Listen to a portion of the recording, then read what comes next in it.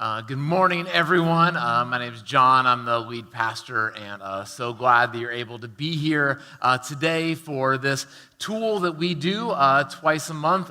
We think that, as Leslie said before, when we gather together in this setting, it's really a helpful tool to help us move closer to better loving Jesus, each other, and the world. And we hope that that's what happens in your life this morning. This is by no means the only tool that we have at our disposal to help us grow. And so make sure you check out your program. There's a lot of really other neat things that we're doing that I think would be incredibly helpful to you. One especially I want to make note of is this coming Saturday, we have a retreat, 9 a.m. to 1:30, and I think it's just going to be incredibly, incredibly helpful. So if you can navigate a way where you can find that time in your schedule, there's going to be food and childcare and all that stuff, but it's going to be really, really great if you could join us for that. So today, we are continuing in what we've been talking about all semester long, and we're going to continue to talk about all the way till Christmas, and that is this idea of definitions, which might not sound overly exciting, but I think is incredibly important both to how we believe, because we want to affect the things that we're thinking about, but more importantly, we want to affect how we actually live things out.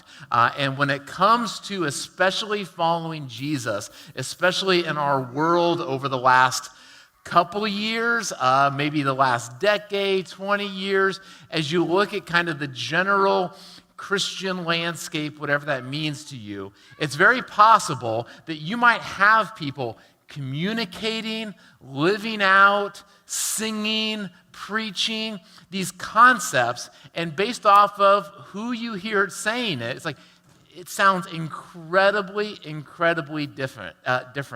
And sometimes, what we've talked about over the last couple of weeks, you'll hear someone and they're defining, here's what it looks like to follow Jesus. Here's what it looks like to understand the Bible. And sometimes, as you hear them explaining it, it's just like, that just seems wrong. I don't think that's how Jesus actually intended it. I think we've just kind of gone sideways with this. Or other times, it's that their definition, it's like, yeah, I think you might be right. It's just that you've kind of picked this narrow little slice that fits you or is comfortable to you, but this actually is a much wider, bigger idea. And so we want to make sure that as we're trying to figure out how we follow Jesus, for those of us that have made that decision, for others of us that are trying to figure out if we're going to follow Jesus, we want to make sure you understand exactly what it is Jesus is asking us to do, what he's asking us to have our lives changed so that way we can really move forward in the best way possible. So here's the definition we're going to look at today, is this idea of laws, commands, and rules. That regularly, as you encounter the idea of following Jesus, as you open the Bible, you're going to find laws, rules, and commands. And how exactly do we define what those are? So to get us thinking about it a little bit, here's a couple laws and rules that I don't think are found in the Bible, just to show how we think differently about these. So here's a law and a rule. And based off of this room, you see this in different ways. There's some of you in this room, and you see this, and what you read it is incredibly literally. You see, this is a speed limit. This is the maximum that you should go. If you decide you want to go slower than that, that's fine. They're not worried about that. But whatever they're saying, make sure you don't go above 55, and you believe in that rule. You believe in the validity of that rule. You think that, and so you are kind of 100% committed that whenever you see this rule, you're going to follow it to the letter. There's others of you in this room, and you see this as this is 55-ish. This is setting a range, So if you're around 55, but if you're, 10 miles an hour, 5 miles an hour, 15 miles an hour faster than it, that's probably fine. They're just trying to give you if you're around this, that's really, what this rule is about. And then there's others of you, and you see this as a challenge. You don't like that the government, whoever, is telling you how to live, and so you're going to make sure that you beat it and exceed it to the maximum amount that you possibly can. And this is true for lots of different rules. So we're going to play a little bit of a game, and so find someone next to you, and we're going to set a range here, okay? So this is 0 to 10, or 1 to 10. So 1 would be, I don't really take this that seriously at all. 5 is, I take this like ish, I kind of cherry pick it a little bit, but I kind of follow this rule. 10 is, I absolutely follow this rule 100% of the time. I take this very, very seriously, okay? 0, not at all. 5, a little bit. 10, absolutely. All right, here's our first rule. Dry clean only. Turn to someone next to you, 0 to 10. How seriously do you take that rule?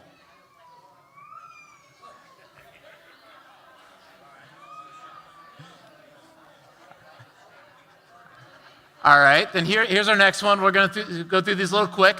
Wait 1 hour after you eat before swimming. My mom used to always say that, and so if you're going to go swimming, how seriously do you take that? 0 to 10?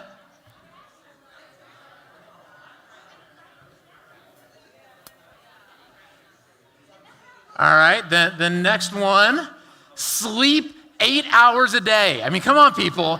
You could go to any doctor around, and they will tell you for healthy living, this is a rule. How seriously do you take this rule?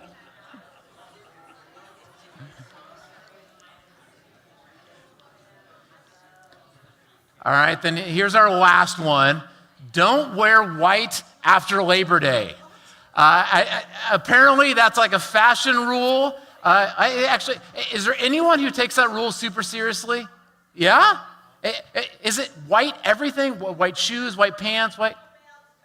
No white anything. All right? Very good. Charles has a white mask on. Does that count? You got to get your fashion stuff, man. We'll figure it out.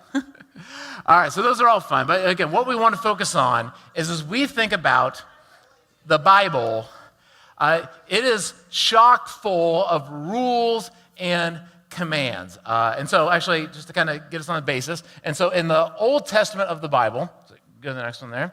I already gave the answer away. So in the Old Testament, 613 rules.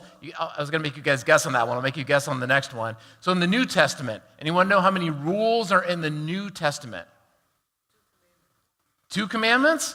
Close. All right, so in the New Testament, there is 1,050 rules. Can anyone name all of those 613 or 1,050? Anybody name them all? Has anyone kept them all today? Anyone broke any of them yet so far today? All right, good. So here's what we want to go back, Azad, sorry. All right, so here's what we want to ask today, is as we think about all these different rules, rules that you will find that Moses gave, that Paul wrote about, that Jesus spoke about. As we think about all those rules and commands, how do we define that? How do we kind of put all that in our minds?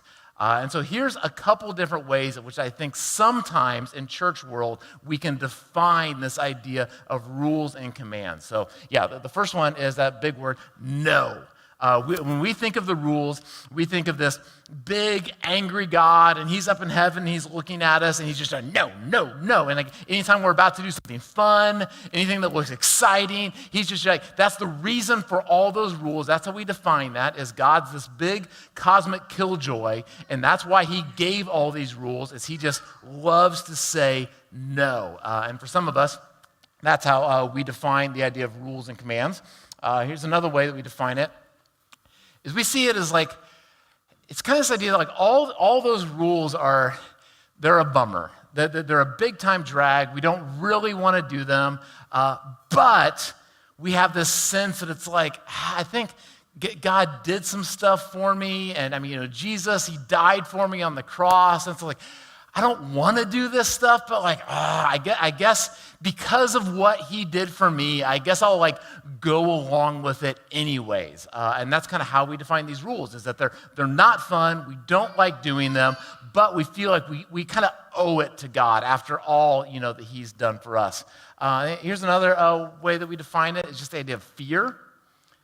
We don't like these rules, we don't really want to do them, but we're scared of what's going to happen if we don't. And maybe that's like an eternal fear of if we don't do them, maybe we'd go to hell. Or maybe it's like we kind of have this thought of like, if I like don't follow the rules today, then like maybe God's not going to like, we talked about this a few weeks ago, bless my marriage, or he's not going to bless my job, or like I got to make sure I'm doing the right things, or else God might get me somehow. And we're kind of fearful of that. Another way that we define the rules is the idea of logic. And I can kind of fall to this one. This is probably the biggest one I can fall to. Is like, okay, the rules kind of make some sense, and especially when you look at them through like maybe their historical context, or like when you compare the rules to like other philosophies, or what Oprah tells me, it's like these rules kind of make sense. Like, and so I think the reason why we're supposed to follow them is just like God's smart and God's logical, and so even though this might be not the way I always want to live, when you play it out, it's just kind of logical, and somehow that's what we define what these rules and commands are about. Another one then is about the idea of prosperity. So similar idea that these aren't fun rules. We don't really enjoy doing them, but we feel like if we do them, like then God's gonna, do good things for us, and we're gonna have a prosperous life, prosperous health, prosperous financially, get to go to heaven someday, whatever that looks like. And then last one that we define it is just, that's a lot of rules. I mean, who can remember 1,050, 613? But the point wasn't ever that we were supposed to like remember and do all of them. There's all helpful advice, and so if you need some advice about parenting, then you can like look through and you can find, it's take it or leave it, but it's helpful advice. So those are some of the definitions that I can think of. And so again, to make sure we're all like kind of ingesting this, I can turn to someone that you're near. And which of those, as you've maybe thought about laws and rules, do you kind of lean in the direction of? Because I think that every single one of us has one of those that as we've thought about all the commands and rules, the no, only as a response, fear, logic, helpful advice, prosperity, maybe one that I forgot about. But turn to someone and let them know which one of those do you lean towards. So quick discussion about that.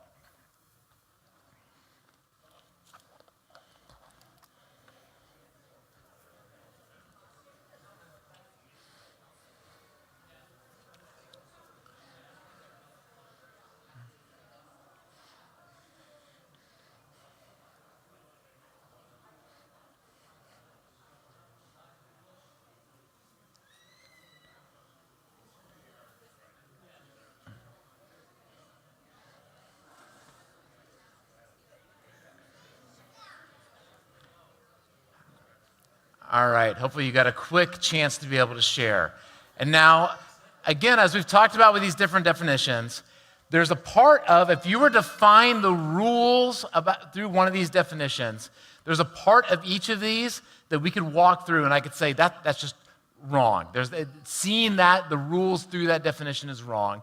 But there's another part where it's like, there's like slivers of each of those that are a little bit biblical, have a little bit of truth to them. It's just that that's a very narrow idea of what it means. And so today, we want to look at the Jesus definition of how Jesus defined laws and commands, which I would argue is the best way, is the right way, is the big, wide way that we should all view these ideas of rules, commands, and laws. And here was Jesus' way is love.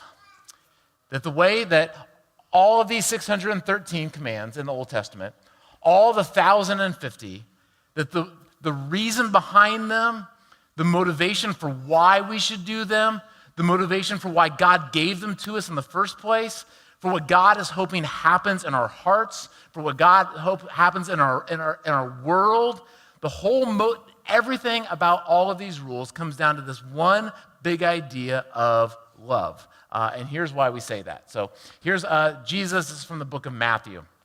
And this is a religious leader, a Pharisee, is asking Jesus a question. And so this is someone who 2,000 years ago could probably name all 613 of those rules and made it their livelihood to try to follow each and every one of them every single day. So this person was incredibly good at following the rules, but for the wrong reason, the wrong motivation. So this person is asking Jesus, "Teacher, which is the greatest commandment in the law?" 613, talking about in the Old Testament, which one is the greatest one? Here's what he said.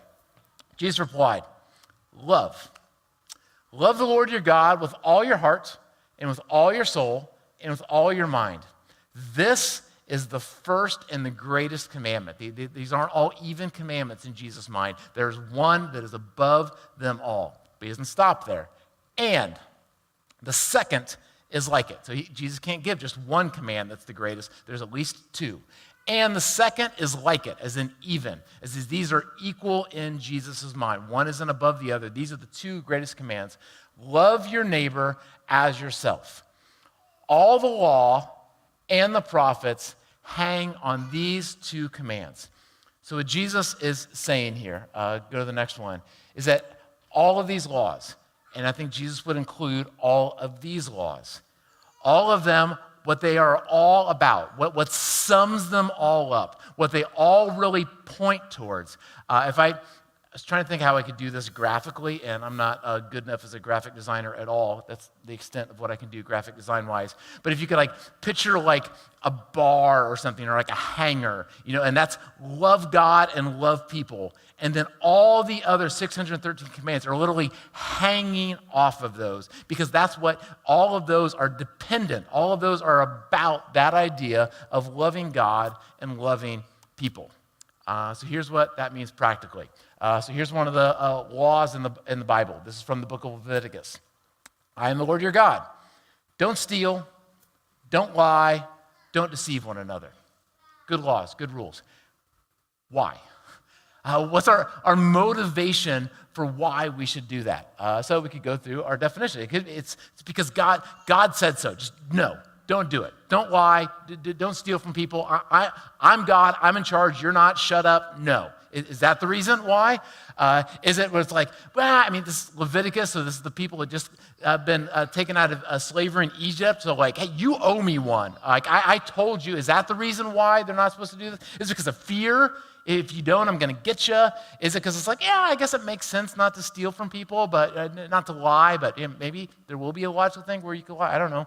Helpful advice, prosperity? No. Jesus says, you know why you shouldn't steal from people? Because if you love people, you don't steal from them. I love those people. I want you to love those people. Do you know why I don't want you to lie? Because when you lie, it breaks trust with other people. And I don't want you to have trust broken with other people. I love you. I love them. The reason why I want you to, the reason behind these laws is love. Here's another one. This one's in the 10 Commandments. But on the seventh day, it is a Sabbath to the Lord your God. On it you shall not do any work. We've spent a lot of time talking about that if you've been around here over the last year. This idea that God commands once a week to have a day where you just take a stinking break, where you rest, where you say, you know what, I have emails to do, I'm not going to do those today. I have household projects to do today, I'm not going to do those today. Today I am going to rest, I am going to enjoy, I am going to feast one day a week. And why? Well, why does God do that rule for us? Is it because God just loves to say no and he just, he doesn't want us to succeed in business? That's why he doesn't want us to work anymore? Is it because it's just we owe something to him? And Jesus would say, here's what that law hangs on. Is I love you. And I love the people around you. And you are going to be able to love yourself better. You're going to be able to love God better. Because of the love I have for you, because of the way that I love other people around you, I'm commanding you to take a break because of love. Here's one last one. This one's from Jesus. Jesus says, I tell you that anyone who looks at a woman lustfully has already committed adultery with her in his heart. And that's Jesus kind of is commanding this to guys as they look at girls. But we could easily bring this on to us girls as they're maybe looking at others that they might lust after or be tempted to commit adultery over. And for a lot of us, as we think about rules, that's kind of the first thing we jump to is like something with sex or something with money. And why is it that Jesus wants to interfere in that part of our life? Is it because Jesus just loves to say no? Jesus doesn't want us to have any fun? Jesus wants to take away pleasure? Is it because we should be scared? Is it because we owe him something? And Jesus would say, it's because whoever it is that you're looking at, I love her. Whoever that guy is that you're thinking, I love him. And to me, they are not just an object. They are not just something to be oogled. They are not something to be objectified. And you lose a little bit of your humanity when you make somebody else into just an object. And so because of love for you, because of love for them, this is why I am giving you this command. And on and on and on. This is what Jesus and this is what the people who follow Jesus would make this point that the laws, what they all kind of hinged on, was this idea of love. Here's how the Apostle Paul said it. The Apostle Paul was also raised as a Pharisee, raised as someone who was supposed to follow all the laws. And this is what he said. He said, the commandments, all of them.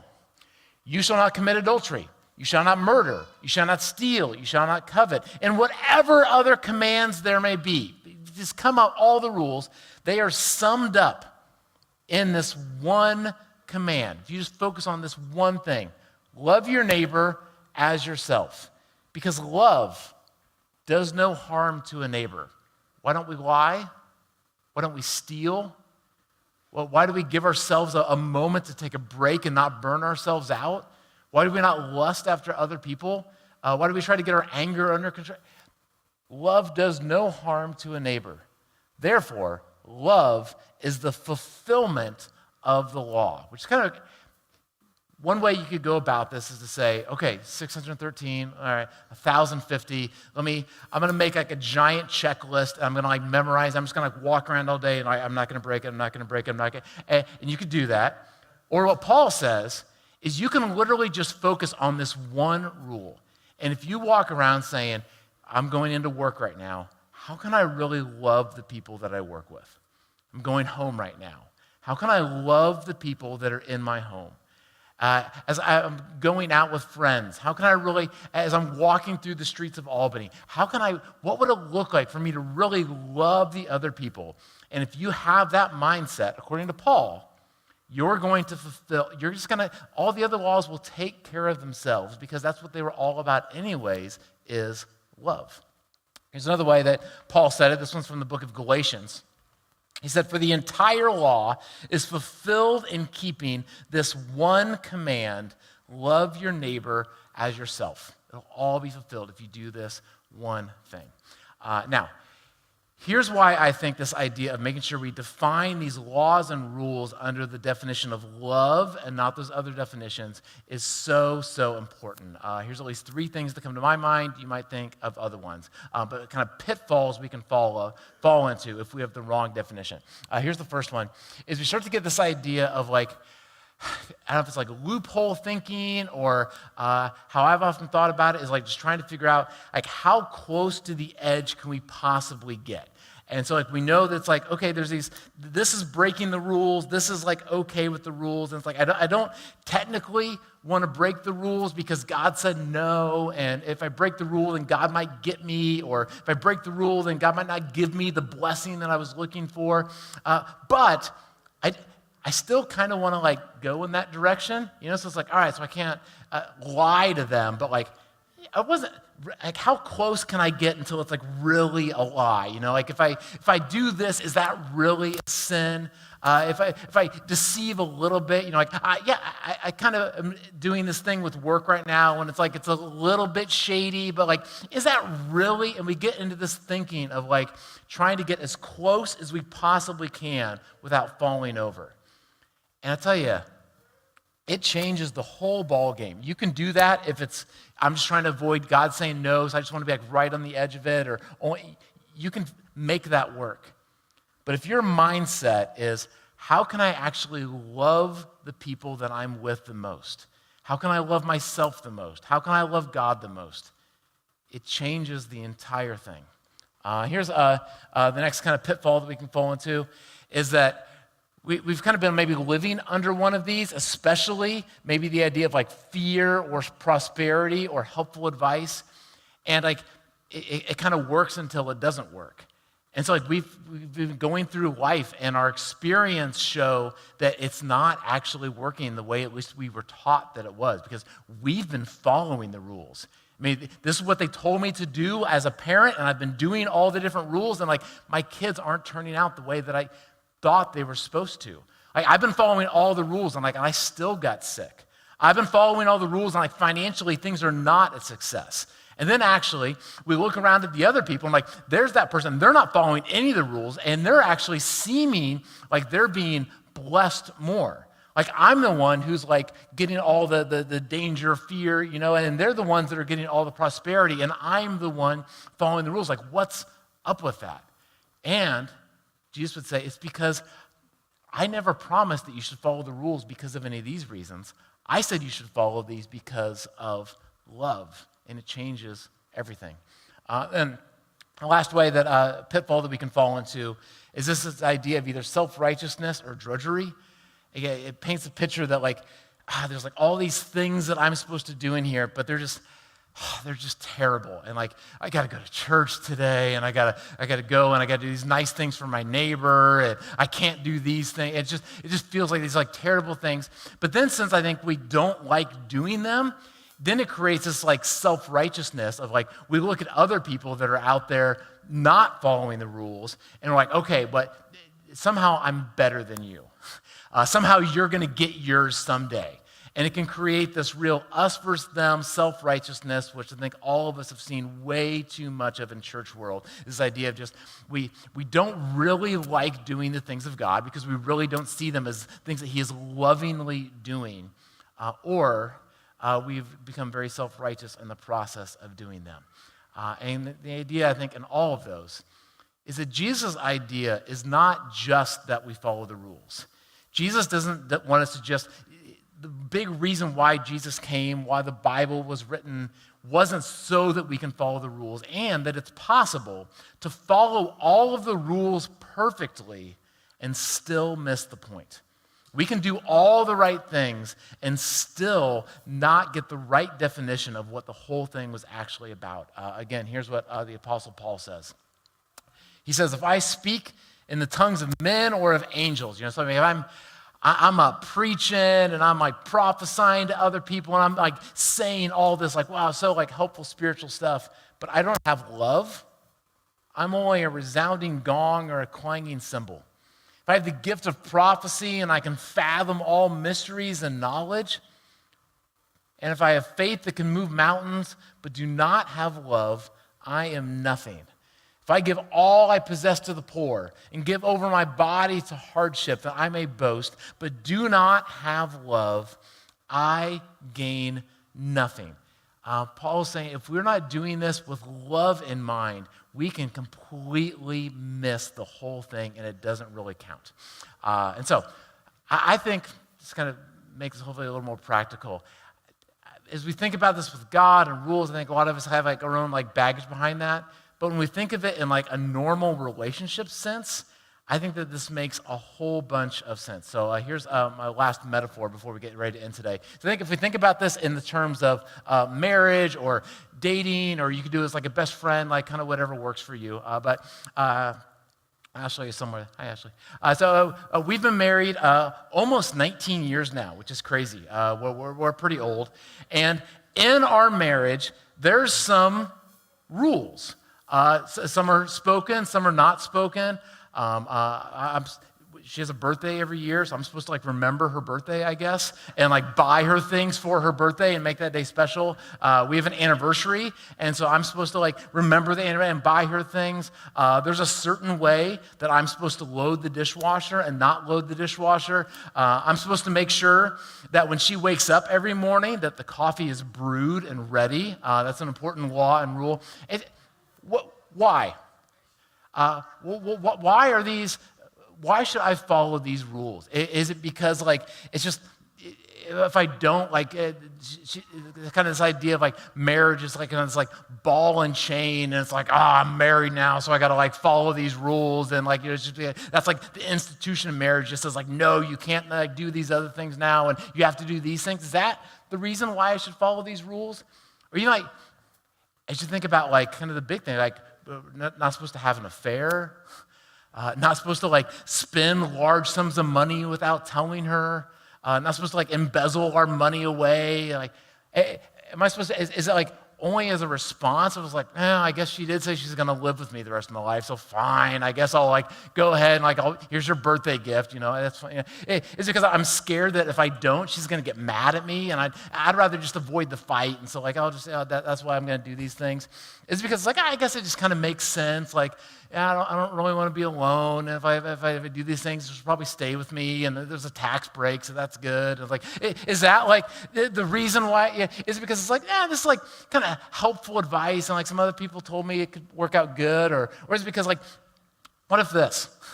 Like, what if like I got married to Ashley, and like somehow in the process of marrying her, I found out like there was like a big inheritance someday. Like if I could figure out a way just to like stay with her and make her not like divorce me, then it's like at some point there's going to be some big payoff in the future. And so like I'm just trying to like keep her around, just like you imagine like if in our relationship I was always trying to figure out like, okay, so like you said I'm supposed to like keep our anniversary, and that like how close can I actually get? Like, I mean, like, what's the minimum requirement I can do to like make that okay? Or your birthday, or like, even like a big one, like we're not supposed to cheat.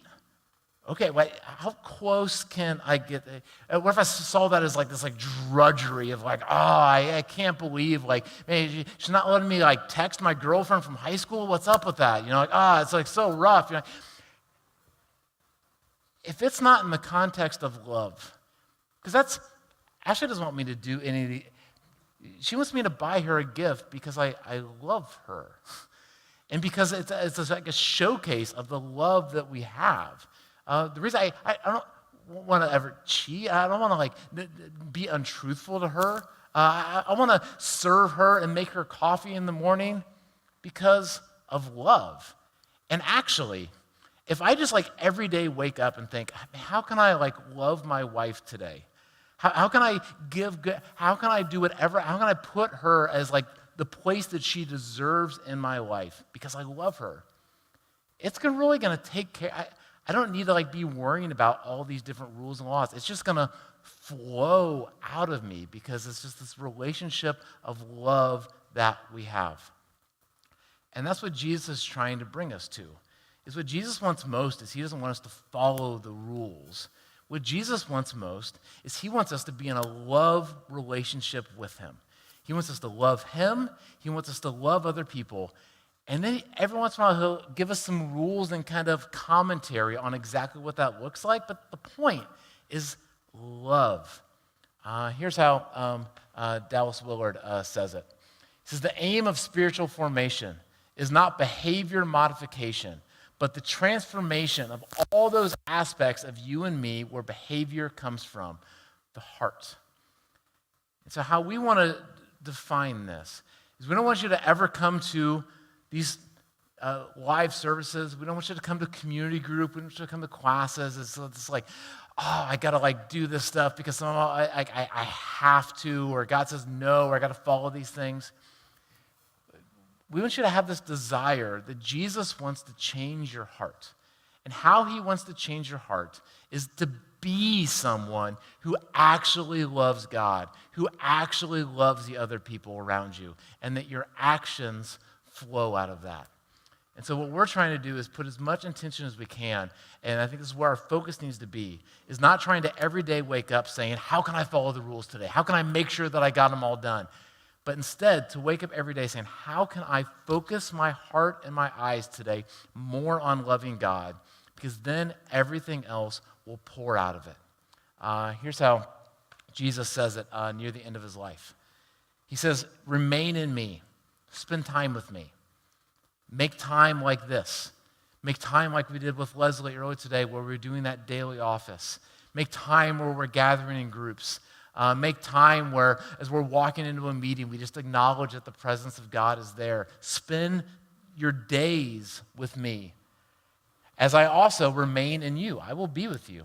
No branch can bear fruit by itself, and that's what we want. We want to be producing fruit. It must remain in the vine. Neither can you bear fruit unless you remain in me. As the Father has loved me, so I have loved you. Now remain in my love. If you keep my commands, you will remain in my love, just as I have kept my Father's commands and remain in his love. The more time we spend with Jesus, the more just we want to keep his commands. The more, if Ash and I are intentional about taking date nights, if we're intentional about taking a vacation together, the more time we just spend with each other, I just love her more. And I just want these rules that they don't even seem like. They're just things I want to do as a part of this love relationship we have. The more time we spend with Jesus, the more Jesus transforms who we actually are.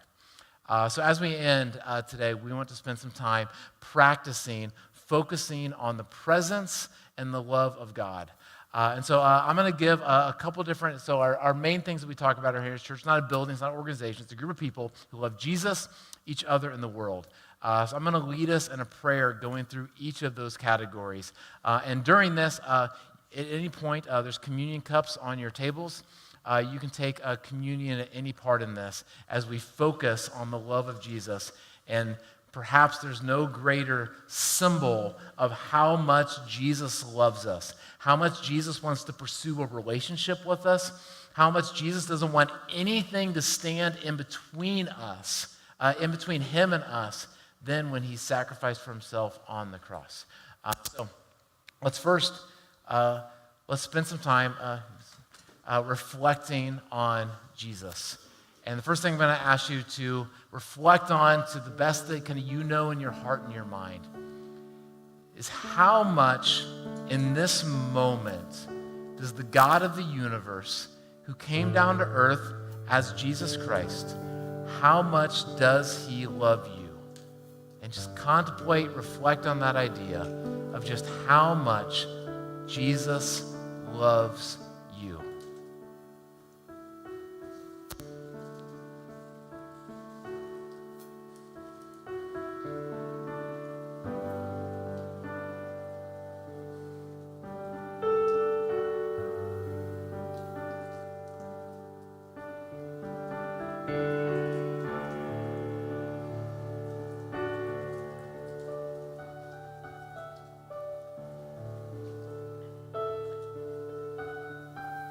And then next, sometimes we don't love ourselves very well, and we carry this guilt and anxiety. So second, would you pray that God would show, that you would be able to see yourself through the eyes of Jesus? That as you would understand the love that Jesus has for you, and that you would be able to see yourself through the grace-filled eyes of Jesus as he looks at you from the cross and from heaven.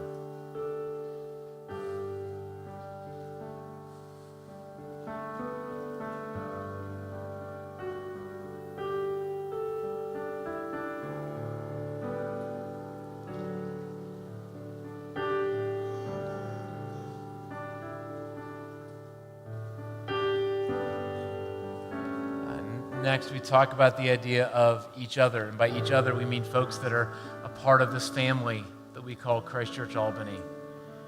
So maybe take a second and look around the room. Maybe it's a group of people. Maybe it's one certain person. And would you just ask that God would kind of reveal to you how much God loves that group of people, or maybe that certain person? Maybe think about the specific things that you are thankful for and that God is thankful for that person.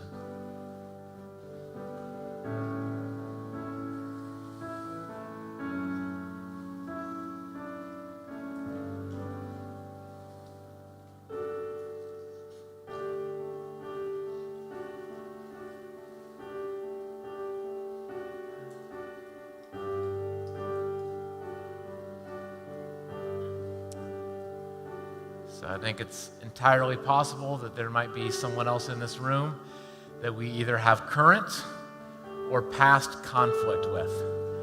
Maybe it was someone that you came here with, and there's past or current conflict. And so would you spend a moment and pray that you would see that other person through the lens of Jesus? That maybe as you're tempted to somehow see them through an event or a stereotype or some sort of another encounter where it would paint them in a negative way, how does Jesus see that other person? Would you just pray that Jesus floods your heart with his view of that person?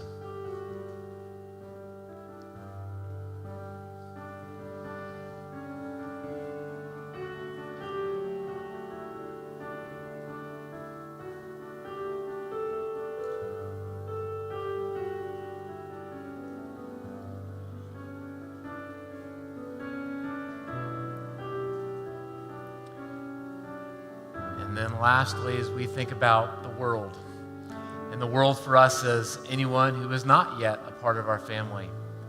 So maybe you want to look out the windows at the houses that are outside and the folks that live in there. Maybe you want to think of the folks that live in your street or that you work with. Maybe you've recently taken a trip somewhere. Maybe you've seen something in the news of a country or a people group that is just on your heart. Maybe there's an issue that has happened. Maybe it's the gun violence in our own city. Maybe it's poverty, the lack of resources, especially as it gets cold. But as Jesus looks at the world around us, would you just ask him to show you how he feels about the world, whatever kind of piece of the world you want to think about right now, and ask Jesus to reveal to you how much he loves that piece, those people in the world.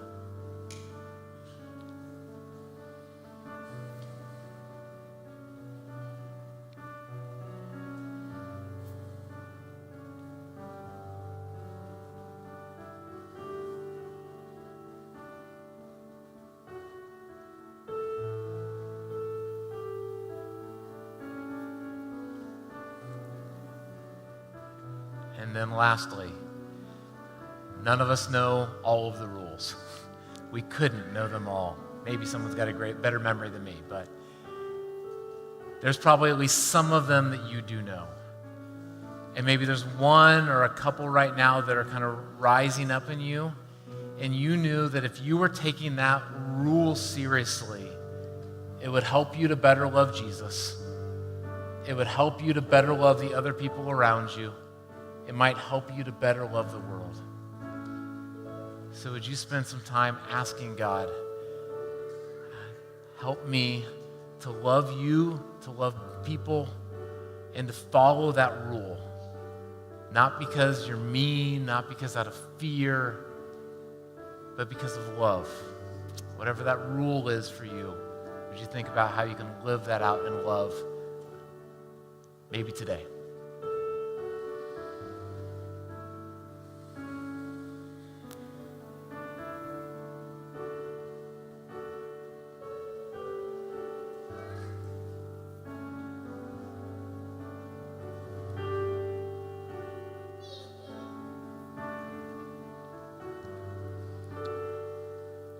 Jesus, we pray that you fill us up with your love. Let us know deep into our bones how much you love us. Let us know deep in our bones how much you love the other people in our church family. Help us to know deep how much you love every single person that we will encounter. And as we are just filled with that love, help us to pour out love on ourselves, on the world, on our church family, which will be that we're following rules, but help it not to feel like drudgery, self-righteous rules. Help it to feel like real, tangible ways that we are joyfully sharing love with those around us. It's in your name we pray. Amen. All right. Thank you, Tim. All right.